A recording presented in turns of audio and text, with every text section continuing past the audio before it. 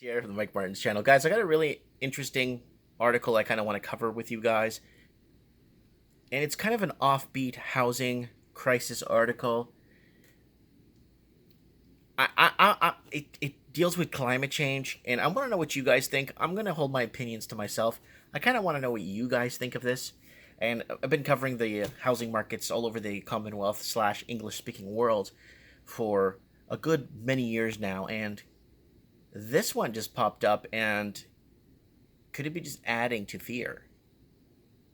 Let me know. Climate change to wipe 571 billion from housing. So no, I believe in climate change because it's natural events of natural occurrences on Earth. I don't believe in man-made global warming. I don't believe any of that. I believe that the sun has its own orbit. That's what I believe. So it has its own orbit, its own, tilts, and its own solar flare activity. Like, I believe in that, right? So some 571 billion in value could be wiped from Australian property market over the next decade due to the impact of climate change and the extreme weather, a new report warns. A climate council report which uses model based on a global business as usual trajectory. Predicted extreme weather events would see home insurance premiums rise, which would in turn lead to a loss of property value. Okay, that's true, but not the whole... Yeah, let's keep going. It suggested 1 in 19 property owners would face the prospect of effectively unaffordable home insurance premiums by 2030.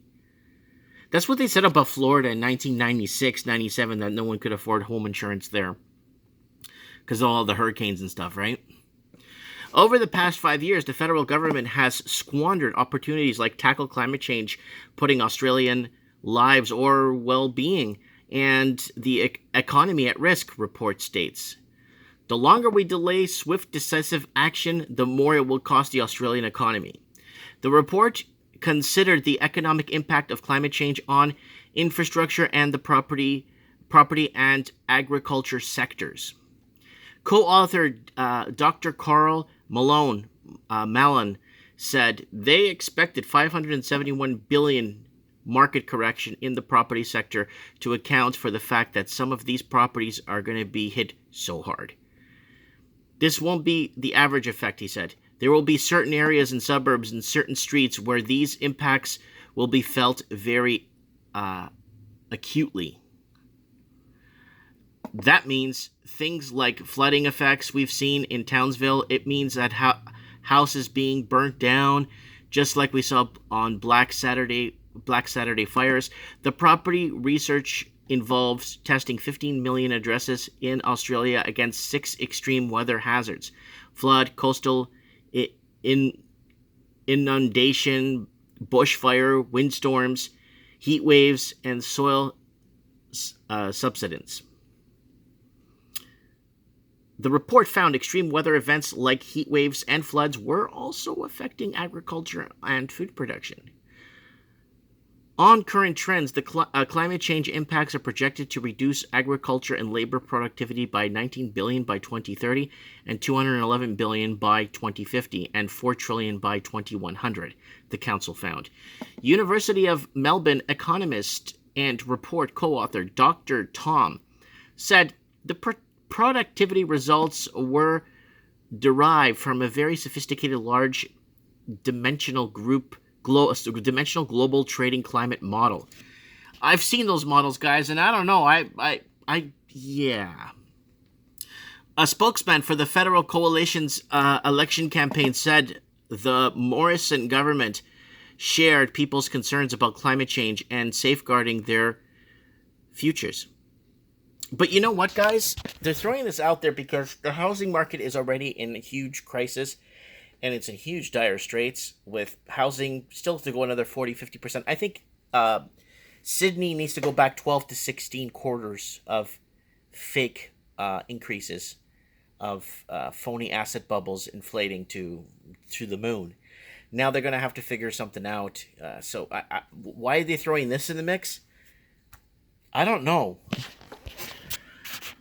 That's why, so that's safeguarding our futures. Okay, this is why we are investing sensible climate solutions that will meet our international community's and to protect Australian standards of living, the spokesman said in a statement. He said that the coalition climate plan technology advancements would see a reduced emissions intensity of our economy by 2/3 and reduce per capita by half by 2030.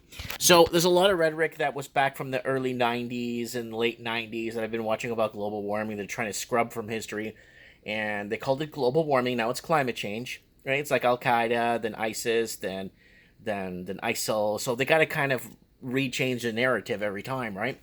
So people don't fall back on it. Wait a minute, you're trying to pull a fast one here.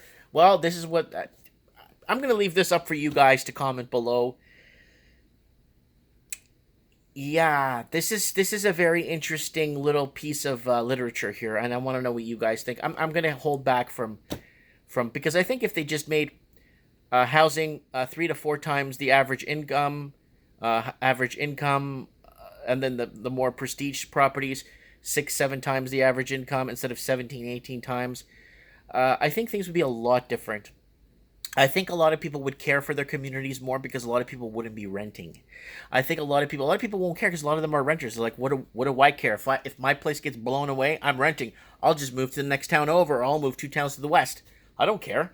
So because a lot of people don't own their own properties, and there's a lot of empty, abandoned homes that are owned by foreign investors, and they're just sitting there, a lot of people don't care if their some houses get blown away because they got nothing to lose, right? So, let me know what you guys think. Comment below. Let me know. I'd like to know.